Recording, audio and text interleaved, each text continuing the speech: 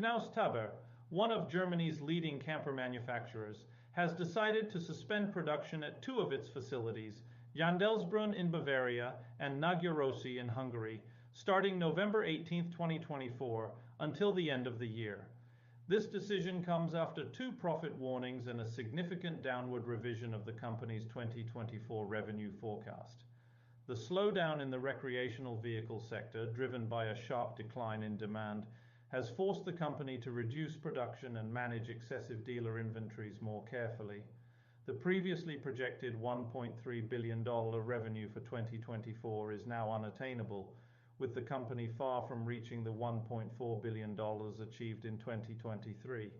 Additionally, the crisis has led to leadership changes, with CEO Wolfgang Speck departing in late October, replaced by an interim CEO.